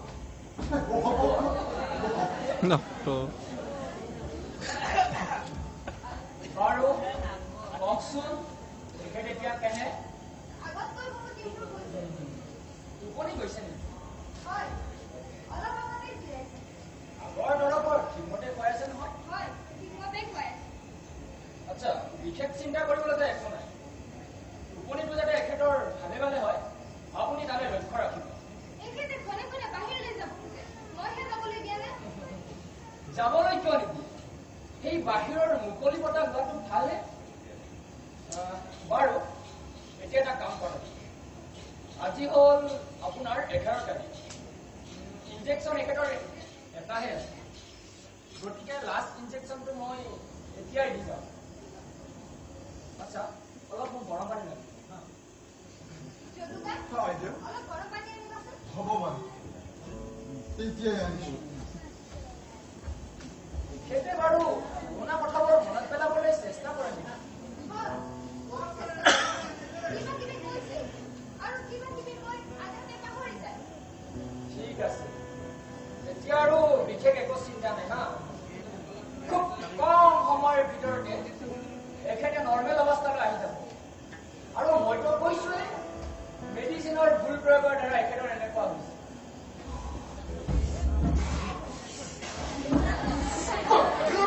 পানীও ইমান গৰম কৰিব লাগেনে?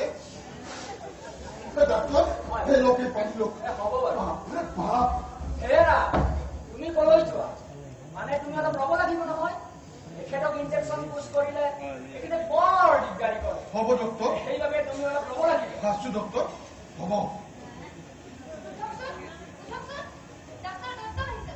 উঠাচোন মইনা উঠা উঠা লাহে লাহে উঠা উঠা ভাল কৰিব তেনেকুৱাখন নকৰিবাচোন বেজি লৈ ডাঙৰ মানুহে ভয় কৰে নেকি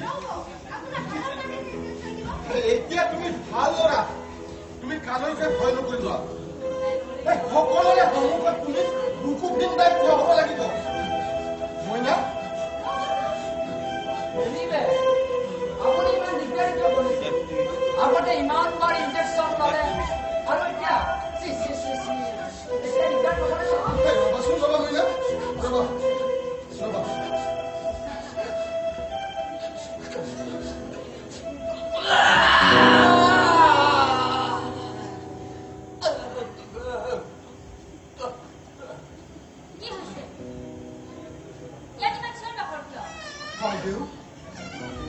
মইনাক ডক্টৰে বেজি দিছে সেইবাবেহে মইনাই ভয়তে চিঞৰ বাখৰ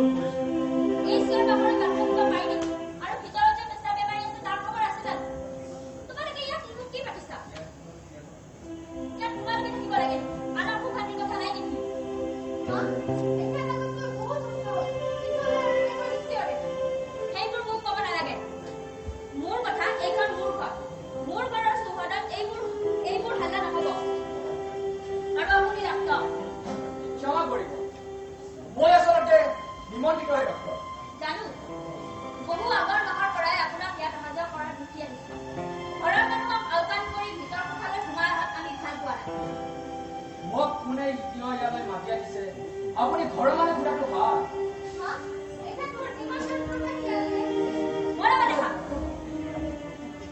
বাহিৰৰ মানুহক ভিতৰলৈ সোমাব দিয়াত তোমাৰ অধিকাৰ নাই I am very sorry মই আহিম ডক্টৰ বাবু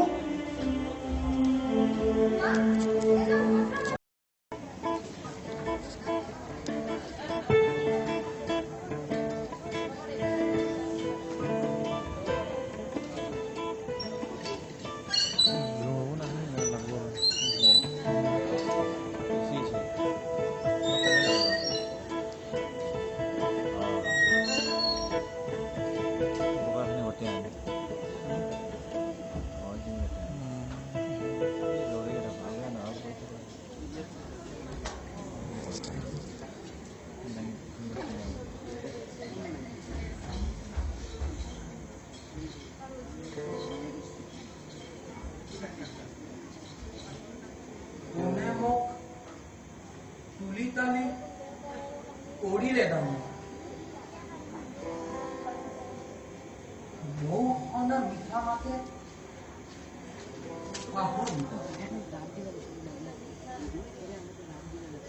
কৰিছিল চেনে দোকানত চুমা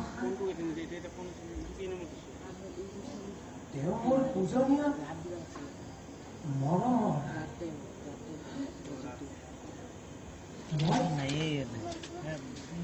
মই পাৰিছো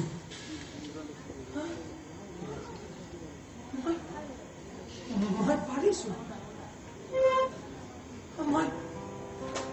মই সকলো মনত পেলাব পাৰিছো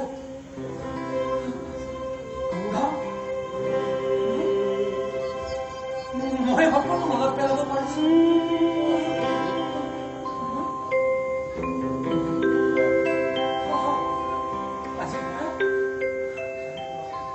আজিৰ পৰা মই আৰু প্ৰধান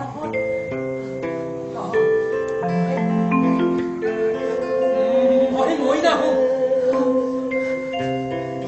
বীৰেন্দ্ৰ কুমাৰ বৰুৱাৰ ডাঙৰ সন্তান মইনা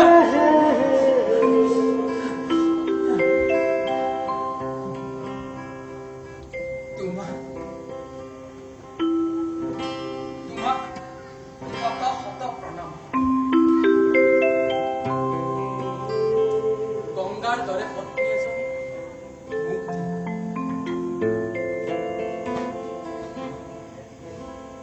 মই জীয়াই মই জীয়াই মই জীয়াই থাকিম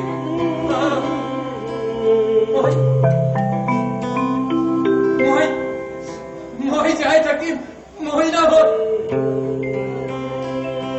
দেৱতাৰ দৰে অফলন্তৰৰ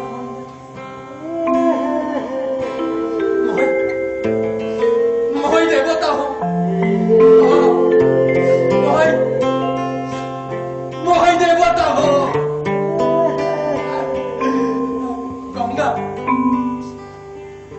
গংগা মই পাৰিছো গংগা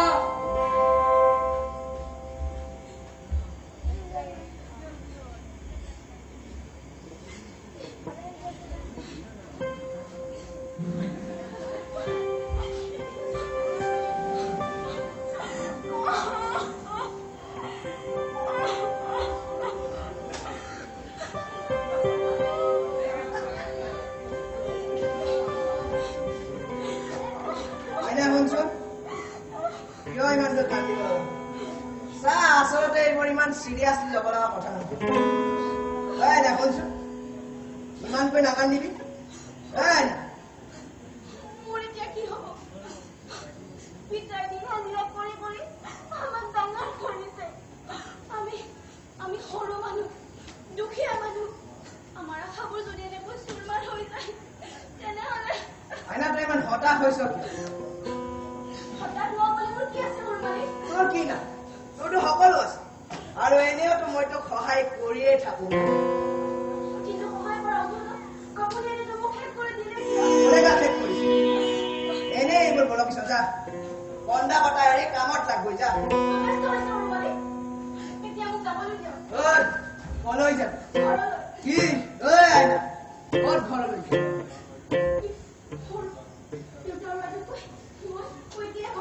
আইনা ইয়াত বেছি উৎপাত নাই এই চন্দন বৰুৱা কেনে মানুহ হেয়া নিশ্চয় বেলেগকৈ ক'ব নালাগে যদি এই কথা কাৰোবাক কওঁ তেন্তে চাবি অকল দৰেই নহয় তহঁতৰ ঘৰৰ সকলোকে এটা এটা কৰি শেষ কৰি দিম কথাষাৰ মনত ৰাখিবি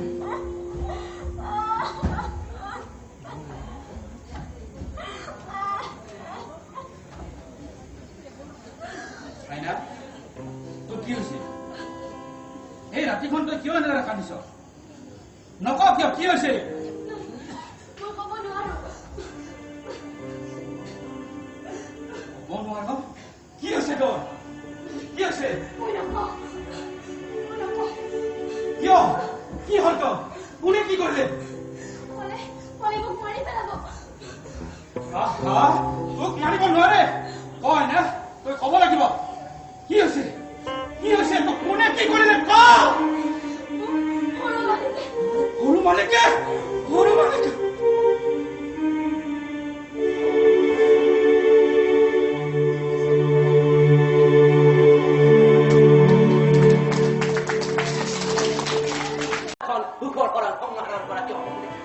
মই যে কেতিয়াও ভবাই নাছিলো এতিয়া মই নাপাওঁ মই আছো দেউতা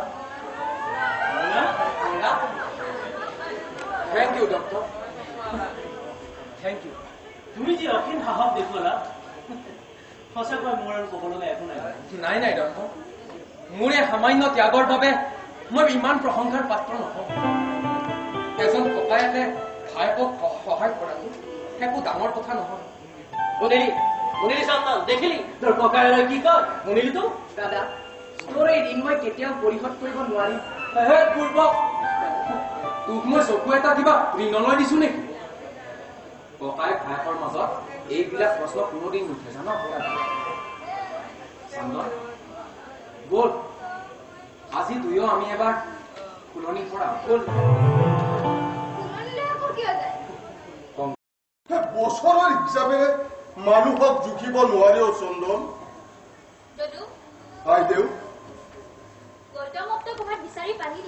নাপালো আইদেউ আমাৰ এইখিনি সকলোকে সুধিলো কোনেও ক'ব নোৱাৰে আইদেউ যদুকাই তোমালোকে দেউতাক খং উঠাই ভুল কৰিলা মইনো দেউতাক ক'ত খং উঠালো দেউতাই নিজ কাণেৰে কিছুমান কথা শুনিছে কাৰণেহে এই বুঢ়া মানুহজন হঠাৎ কিয় পাগলৰ দৰে এইবোৰ কথা তুমি ভালদৰে জানা আংকুলৰ দৰে হিতাকাংক্ষী মানুহ এজনক খেদি পঠালে আৰু মোৰ নিজৰ মামাকো খেদি পঠালে এইবোৰ কৰি তহঁতে কি লাভ পালি চন্দন যা এতিয়া ইয়াৰ পৰা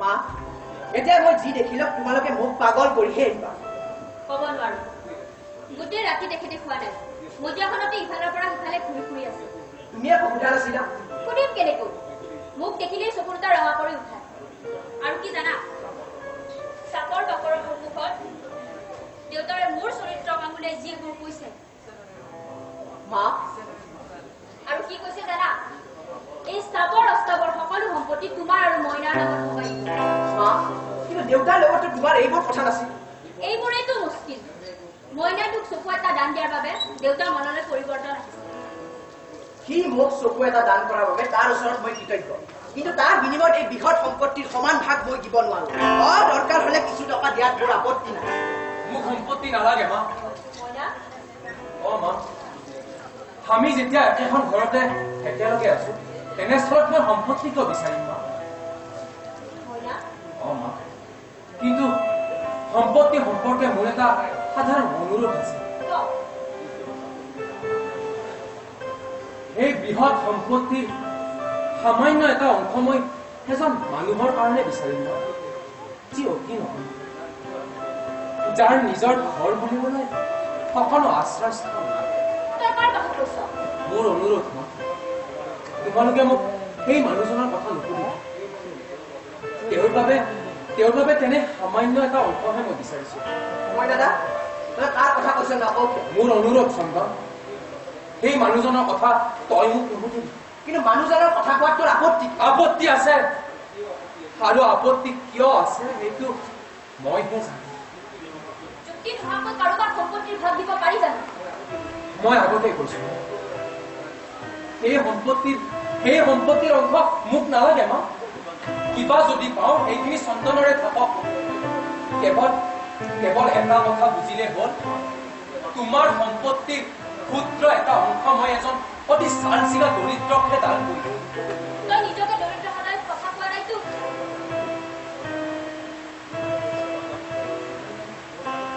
চন্দন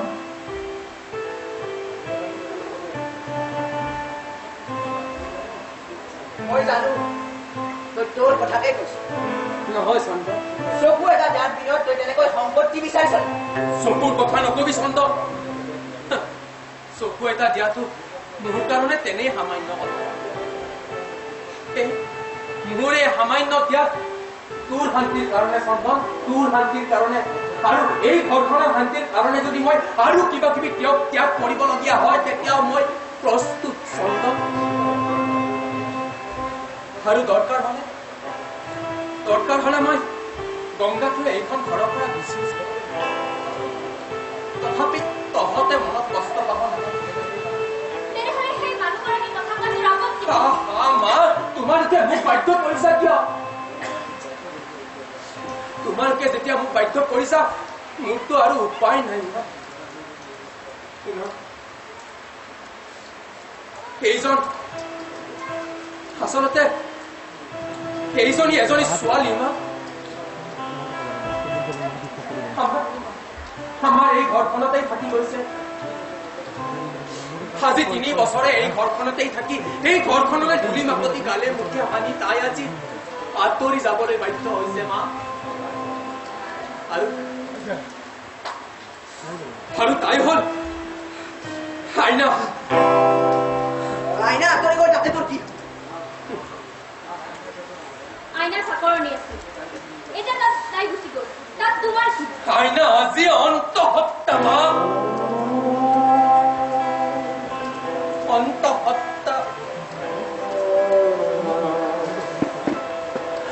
তাইৰ গৰ্ভৰ সন্তানৰ বাপেকটো সেই কথা কোৱাৰ ইচ্ছা মোৰ নাছিল মা কিন্তু তোমালোকে যেতিয়া মোক বাৰে বাৰে সুধি ব্যতিগ্ৰস্ত কৰিছা মোৰ অনুৰোধৰ কথা তোমালোকে এবাৰ নাভাবিলা মোৰতো আৰু উপায় নাই মা তই কি ক'বলৈ খুজিছ মইনা কথা সেই চন্দনৰ কথা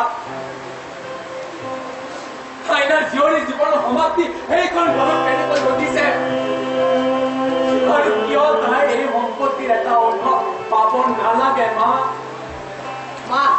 দেখিলা চকু এটা দান কৰাৰ বিনিময়ত সি মোক কেনেকৈ আক্ৰমণ কৰিছে চন্দন মোক তই কবলৈ বাধ্য কৰাইছিলি কিয় চৰিত্ৰহীন তই আৰু ধম্পদে চন্দন দেউতাক চতুকাইখন আৰু আইনাৰ ঘৰলৈ গৈ চাদৰ গৰ্ভত সন্তানৰ বোজালৈ তাই কেনেকৈ জীৱন অতিবাহিত কৰি মা মোৰ কিন্তু ধৈৰ্যৰ সীমা চেৰাই গ'ল আৰু অন্যাৰ ধৈৰ্যৰ সীমা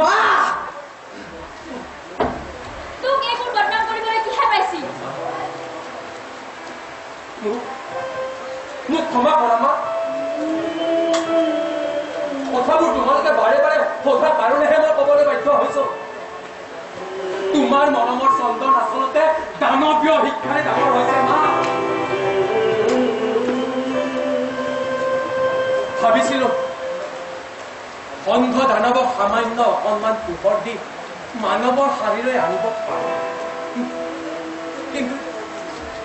কিন্তু সি নুবুজিলে মই কি কৰিম মা কোৱা মই কি কৰিম